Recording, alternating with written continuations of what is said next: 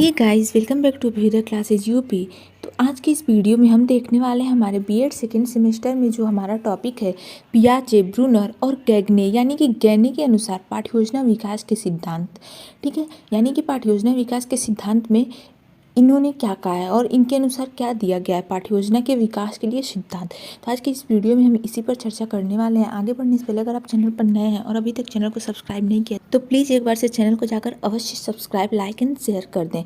चलिए देखते हैं। पाठ्य योजना शिक्षक और शिक्षार्थी के बीच अंतःक्रिया का कक्षा शिक्षण के अंतर्गत प्रयोग की जाने वाली लिखित रूपरेखा है।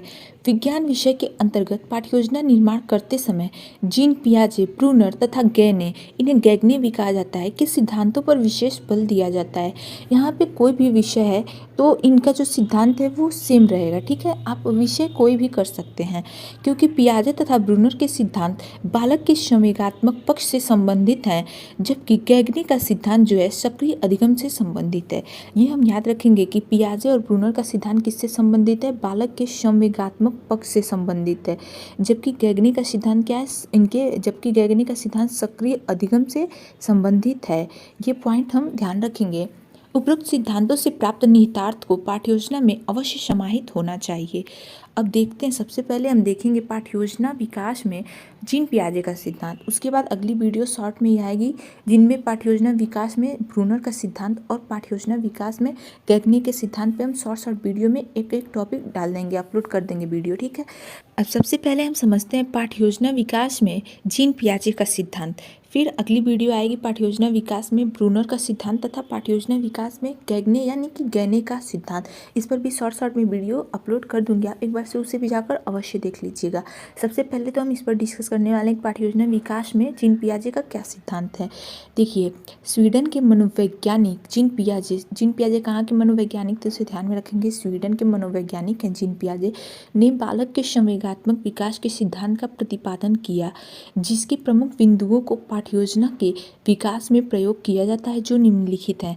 अब इसे हम पॉइंट में देखेंगे। सबसे पहला जो पॉइंट है वो है पियाजे के सिद्धांत के अनुसार शिक्षण प्रक्रिया बाल केंद्रित होनी चाहिए। यानी कि इन्होंने क्या कहा है, जो शिक्षण प्रक्रिया होती है वो हमारी बाल केंद्रित होनी चाहिए।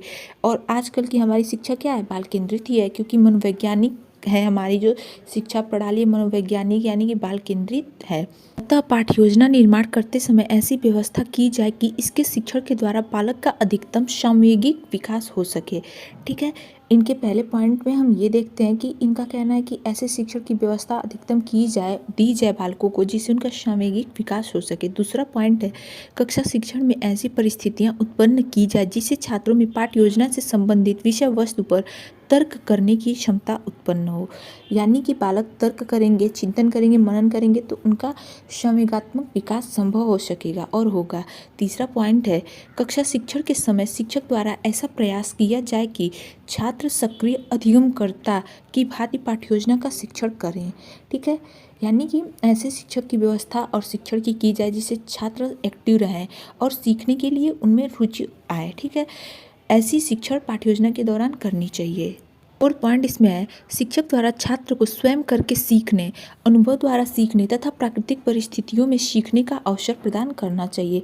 यानी कि छात्र जब स्वयं से करके सीखेंगे, जैसे कि हमने प्रोजेक्ट मेथड आदि में समझ रखा है ऑलरेडी, तो उनका और अनुभव द्वारा अनुभव करके सीखेंगे कोई भी चीज़ प्राकृतिक परिस्थितियों से, तो उनका जो ज्ञान होगा वो सक्रिय होकर सीखेंगे, उनका ज्ञान जो होगा वो अस्थायी रहेगा। ठीक है, और पांचवा पॉइंट इसमें है शिक्षक को छात्रों में ऐसी अभिप्रेरणा यानी कि मोटिवेशन उत्पन्न करनी चाहिए जिससे कि छात्र स्वतः स्फूर्त होकर सीखने के लिए तत्पर हों। ठीक है, यानी कि ऐसी अभिप्रेरणा शिक्षक द्वारा छात्रों को दी जानी चाहिए जिससे छात्र एक्टिव हों, उनमें उस सब्जेक्ट को, उस विषय को लेकर रुचि आए। मतलब कि अगर रुचि आएगी तो वो एक्टिव रहेंगे, उस चीज़ को करने के लिए इच्छुक रहेंगे, तो वो स्फूर्त होकर वो सीखेंगे, सीखने के लिए तत्पर होंगे। ठीक है, तो शिक्षक को ऐसे ही छात्रों के बीच अभिप्रेरणा उत्पन्न करनी चाहिए जीन पियाजे के अनुसार। छठा पॉइंट है हमारा शिक्षक द्वारा छात्रों के शिक्षण हेतु ऐसी पाठ्य योजनाएं निर्मित करनी चाहिए जो खेल तथा गतिविधियों पर आधारित हो। ठीक है, ये पॉइंट क्लियर है। अगला और लास्ट पॉइंट है बालक को पाठ्य योजना के माध्यम से स्वतंत्र रूप से अपना विकास करने हेतु अवसर अवश्य प्रदान करना चाहिए। ऐसी पाठ्य योजना का निर्माण करनी चाहिए जीन पियाजे के अनुसार। पाठ्य योजना विकास में ब्रूनर का सिद्धांत, चलिए देखते हैं। ब्रूनर का पूरा नाम था जेरोम ब्रूनर। जेरोम ब्रूनर ने 1961 में अपने संवेगात्मक सिद्धांतों के आधार पर अनुदेशन सिद्धांत का प्रतिपादन किया। यह सिद्धांत बालक की अधिगम क्षमता तथा सामयिक क्षमता में आयु के अनुसार होने वाली वृद्धि से संबंधित है। यानी कि जेरोम ब्रूनर ने 1961 में अपने संवेगात्मक सिद्धांतों के आधार पर क्या किया, एक अनुदेशन सिद्धांत का प्रतिपादन किया। इस सिद्धांत का नाम हम ध्यान में रखेंगे। यह सिद्धांत बालक की अधिगम क्षमता तथा सामयिक क्षमता में आयु के अनुसार होने वाली वृद्धि से संबंधित थी। ठीक है, इसका विवरण जो है ब्रूनर ने अपनी पुस्तक किसमें किया, towards a theory of instruction में के द्वारा प्रस्तुत किया। इनकी बुक का नाम हम याद रखेंगे, towards a theory of instruction. ये ऑब्जेक्टिव टाइप क्वेश्चन में बन सकता है क्वेश्चन। आगे देखते हैं, ब्रूनर के अनुसार पाठ्ययोजना विकास की प्रमुख सिद्धांत निम्नलिखित हैं। पॉइंट में इसको हम देखेंगे। सबसे पहला जो पॉइंट है हमारा वो है, पाठ्ययोजना निर्मित करते समय छात्रों की आयु वर्ग के अनुसार कक्षा विशेष से संबंधित विषय वस्तु को समाहित करना चाहिए, क्योंकि वर्तमान शिक्षा प्रणाली बालक की रुचियों तथा अभिवृत्तियों के विकास पर बल देती है। यानी कि जब पाठ्ययोजना का निर्माण करते हैं हम, उस समय छात्रों की आयु वर्ग के अनुसार हमें पाठ्ययोजना का निर्माण करना चाहिए, क्योंकि वर्तमान समय की हमारी शिक्षा प्रणाली क्या है, बालकों की रुचियों, अभिवृत्तियों, क्षमताओं आदि पर आधारित है, बाल केंद्रित है। ठीक है, और मनोवैज्ञानिक है। दूसरा पॉइंट है हमारा, पाठ्ययोजना शिक्षक तथा छात्रों के बीच अंतःक्रिया यानी कि इंटरेक्शन हेतु विषय वस्तु होती है। अतः इसे निर्मित करते समय बालक की संज्ञानात्मक क्षमताओं पर अवश्य ध्यान देना चाहिए। ठीक है, तीसरा पॉइंट है हमारा, पाठ्ययोजना में एक आवश्यक मात्रा में विषय वस्तुओं को प्रस्तुत करना चाहिए, जिससे छात्र सुगमता से सीख सकें। ओके, ये पॉइंट क्लियर है। यानी कि पाठ्ययोजना में हमें वही इंपॉर्टेंट चीज़ें ही रखनी चाहिए, इंपॉर्टेंट मात्रा में उन चीज़ों को रखना चाहिए, विषय वस्तुओं को, या जिस टॉपिक से हम पाठ्ययोजना का निर्माण कर रहे हैं खूब ज़्यादा नहीं भर देना चाहिए हमें पाठ्ययोजना के नाम पर। ठीक है, इतना ही रखना चाहिए छात्रों के आयु, रुचियों, रुझानों, क्षमताओं आदि के आधार पर, जिससे छात्र सुगमता से, आसानी से यानी कि सहजता से सीख सकें। फोर्थ पॉइंट है हमारा, पाठ्ययोजना के द्वारा शिक्षक को छात्रों में अभिप्रेरणा यानी कि मोटिवेशन, रुचि तथा तर्क शक्ति उत्पन्न करना चाहिए, जिससे छात्र पाठ्ययोजना शिक्षण के साथ स्वयं कुछ सीखने का प्रयत्न कर सके। यानी कि पाठ्ययोजना जब हम बनाते हैं उसके द्वारा हमें ऐसी चीज़ें उसमें रखनी चाहिए जिससे छात्रों को प्रेरणा मिले, और जब हम पाठ्ययोजना पढ़ाते हुए कक्षा शिक्षण करते हैं उस समय ऐसी छात्रों को मोटिवेट करना चाहिए उनमें, ताकि रुचि आए, तर्क शक्ति उनमें उत्पन्न हो, वो तर्क करें यानी कि प्रश्न पूछें, जिससे छात्र जब हम शिक्षण कर रहे हैं तो एक्टिव रहें और स्वयं कुछ सीखने का प्रयत्न कर सकें। ठीक है, अब अगला पॉइंट है हमारा, पाठ्ययोजना शिक्षण का प्रमुख उद्देश्य छात्रों में अंतर्निहित शक्तियों का विकास करना होना चाहिए, न कि छात्र को मूक श्रोता या रटने वाला विद्यार्थी बनाना। यानी कि पाठ्ययोजना निर्माण करते समय और जब हम उसका शिक्षण करते हैं, जब उसे हम कक्षा में पढ़ाते हैं उसे, तो उसका प्रमुख उद्देश्य ये होना चाहिए कि छात्रों के अंदर जो निहित शक्तियाँ यानी कि अंतर्निहित शक्तियों का विकास कर सके, न कि वो सिर्फ मुख्य श्रोता बन के सुने और आप अपना लेक्चर दिए, पाठ्ययोजना पढ़ाएं, क्लास से चले गए, सिर्फ इतना ही करना नहीं है इसका मुख्य उद्देश्य। ठीक है, तो छात्रों को एक्टिव करना है और उनमें तर्क शक्ति, चिंतन, मनन आदि का और संवेगात्मक विकास करना है। ठीक है, देखते हैं, पाठ्ययोजना निर्माण से पूर्व तथा निर्माण करते समय रॉबर्ट गैने महोदय का अधिगम से संबंधित नैमित्तिक अधिगम सिद्धांत से प्राप्त निहितार्थों का प्रयोग अवश्य करना चाहिए।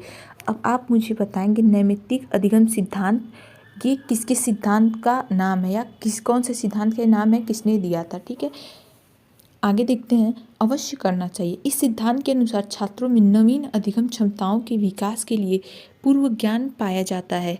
इसके अनुसार छात्रों की पूर्व ज्ञान पर आधारित अधिगम क्षमताओं का विकास पाठ्ययोजना शिक्षण में किया जाना चाहिए। इस कारण गैने के इस अधिगम सिद्धांत को उपार्जित अधिगम या अधीनस्थ अधिगम या पूर्व ज्ञान पर आधारित अधिगम आदि नामों से भी जानते हैं। इन नामों को हम याद रखेंगे, ध्यान में रखेंगे। इस सिद्धांत के प्रमुख चरण जो पाठ्ययोजना के विकास के लिए आवश्यक है उनका विवरण निम्नलिखित है। अब देखते हैं इसे हम पॉइंट में आगे। सबसे पहला पॉइंट है छात्रों को मौखिक सूचना प्रदान करना। दूसरा, छात्रों के बौद्धिक कौशलों का विकास करना। तीसरा, छात्रों की अभिवृत्तियों का विकास करना। चौथा, छात्रों में अंतर्निहित क्रिया कौशलों का विकास करना। पांचवा, छात्रों की संज्ञानात्मक क्षमताओं का विकास करना। छठा, छात्रों को नियोजित ढंग से अधिगम करने हेतु मार्गदर्शन प्रदान करना। छात्रों की रुचियों, अंतर्निहित व्यवहारों को अधिगम हेतु मार्ग प्रशस्त करना। तथा आखिरी पॉइंट है छात्रों को सृजनशीलता से परिचित कराते हुए गतिविधियां करने हेतु प्रेरित करना। अर्थात कि इसका पूरा सार यही है कि छात्रों को मौखिक सूचना प्रदान करें। जो पाठ्य योजना विकास का सिद्धांत इन्होंने दिया है, मौखिक सूचना प्रदान हो उनको, मौखिक सूचना हमारे द्वारा मिलता है, बौद्धिक कौशलों का उनके विकास करें। पाठ्य योजना जो हमारा है उनमें रुचियों, रुझानों, अंतर्निहित क्षमताओं का, उनके क्रिया कौशलों का, अभिवृत्तियों का, संज्ञानात्मक क्षमताओं का विकास करे, उनको नियोजित ढंग से अधिगम करते हुए मार्गदर्शन प्रदान करना तथा उनमें सृजनशीलता को भी बढ़ावा देना और उससे परिचित कराते हुए कई अन्य प्रकार की कई सारी गतिविधियां कराना और उसके लिए प्रेरित करना। ये था गैगनी के अनुसार पाठ्य योजना विकास का सिद्धांत। सो गाइस, आज की वीडियो में बस इतना ही। अगर आप चैनल पर नए और अभी तक चैनल को सब्सक्राइब नहीं किया तो प्लीज़ एक बार से चैनल को जाकर अवश्य सब्सक्राइब, लाइक एंड शेयर कर दें। Okay, thank you.